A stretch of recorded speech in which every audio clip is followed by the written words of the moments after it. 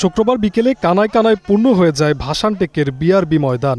রাজধানীর নানা প্রান্ত থেকে দলীয় নেতাকর্মী ও সাধারণ মানুষ ছুটে আসেন বিএনপি চেয়ারম্যানকে দেখতে।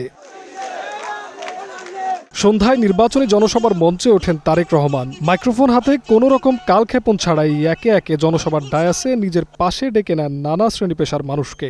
আমি একজন বোনকে চাই যিনি গার্মেন্টসে কাজ করেন এবং অনেক দিন যাবত এই এলাকায় বসবাস করেন। কেউ আছেন কি এরকম?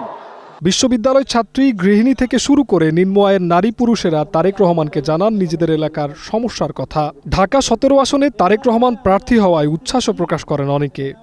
সরকার গঠন করলে আমি ইনশাল্লাহ আপনাদের ভোটে জিতলে কি করতে হবে, মূল কাজটা কি করতে হবে? আমাদের ফ্যামিলি কার্ড দিবেন, তাই আমরা এই জন্য আপনার কাছে আসছি। ফ্যামিলি কার্ড চাই, গার্মেন্টসে চাকরি করতে হবে। এই যে ফ্যামিলি কার্ড, এটা প্রত্যেক ওনার মতন প্রত্যেক মা এরকম একটা ফ্যামিলি কার্ড পাবে ইনশাল্লাহ বিএনপি সরকার গঠন করলে। জনসভার শুরু ও শেষে একই ধাঁচের আলোচনা থাকায় খুশি সাধারণ মানুষ।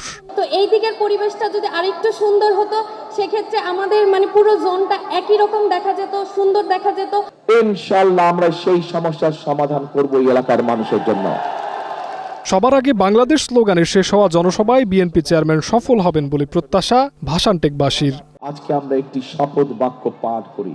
সেই শপথ বাক্যটি হচ্ছে, করব কাজ, গড়ব দেশ, সবার আগে বাংলাদেশ।